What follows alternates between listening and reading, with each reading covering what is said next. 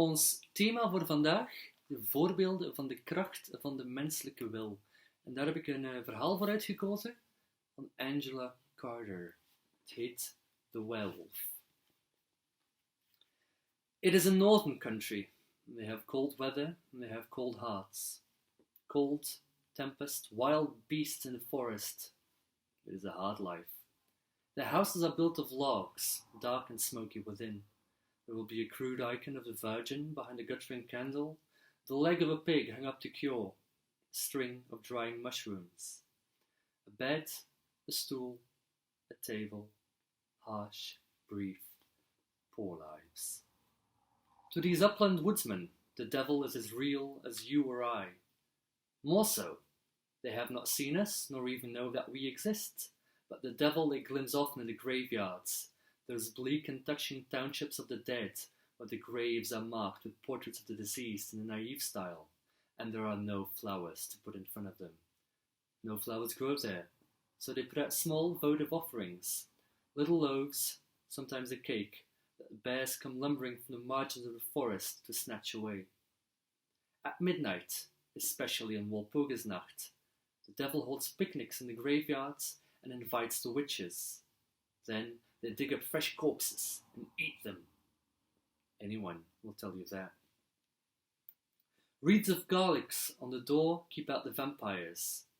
A blue-eyed child born feet first on the night of St. John's Eve will have second sight. When they discover a witch, some old woman whose cheeses ripen when the neighbours do not, another old woman whose black cat, oh sinister, follows her about all the time, they strip the crone, search for her marks, for the supernumerary nipple her familiar sucks. They soon find it, and then they stone it to death. Winter and cold weather. Go and visit grandmother, who has been sick. Take her the oatcakes I've baked for her on the hearthstone, a little pot of butter. The good child does as her mother bids. 5 miles trudge through the forest.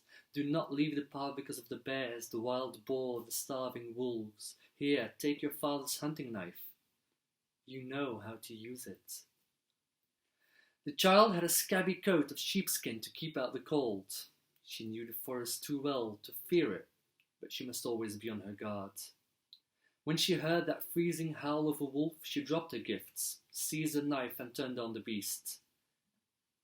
It was a huge one, red eyes and running, grizzled chops. Any but a mountaineer's child would have died of fright at the sight of it. It went for her throat, as wolves do, but she made a great swipe at it with her father's knife and slashed off its right forepaw. The wolf let out a gulp, almost a sob, when it saw what had happened to it. Wolves are less brave than they seem. It went lolloping off disconsolately between the trees as well as it could on 3 legs, leaving a trail of blood behind it.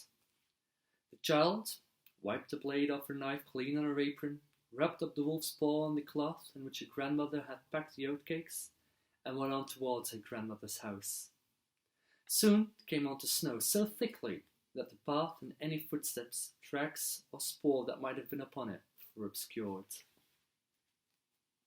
She found the grandmother was so sick she had taken to her bed and fallen into a fretful sleep, moaning and shaking so that the child guessed she had a fever. She felt her forehead and burned. She shook out the cloth from her basket to use it to make the old woman a cold compress, and the wolf's paw fell to the floor. But it was no longer a wolf's paw. It was a hand chopped off at the wrist, a hand toughened with work and freckled with old age. There was a wedding ring on the 3rd finger and a wart on the index finger. And by the wart, she knew it for her grandmother's hand. She pulled back the sheet, but the old woman woke up at that and began to struggle, squawking and shrieking like a thing possessed. But the child was strong, and armed with her father's hunting knife, she managed to hold her grandmother down long enough to see the cause of her fever.